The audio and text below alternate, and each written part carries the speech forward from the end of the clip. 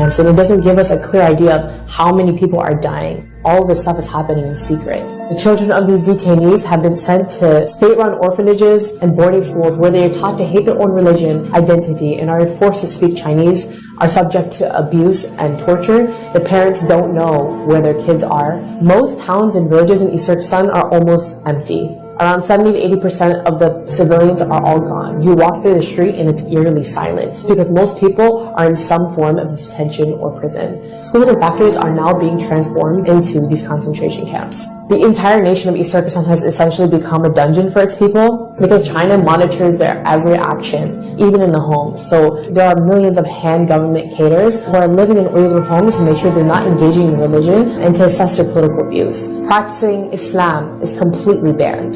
So for me to even say something like, oh, I'll see you tomorrow, God willing, is prohibited because you said the word God. Even having an Islamic name is a crime. So you have to change your name from a name like Muhammad or Fatima to an ethnic Han name. Thousands of Uyghur women are also forced to marry ethnic Han Chinese men. And this is another way to get rid of the next generation of Uyghurs. So why is China cracking down on Uyghurs and Turkic Muslims specifically? East Turkestan is really rich in minerals and resources, so by putting people into camps and basically carrying out an ethnic cleansing, China is attempting to maintain tight control over the mineral-rich land. You might wonder why the world has been really silent about this whole issue, and it's because of a few reasons. Number one, China has tightly controlled its media, so a lot of what's happening can't really be revealed outside to the rest of the world. Number two, even when people know about it, or even when governments know about it, they are forced to remain silent due to Chinese pressure and their economic and strategic ties to the country. So the question is, what can you do? What we need to do is raise awareness, because right now, most of the world has no idea that this is happening.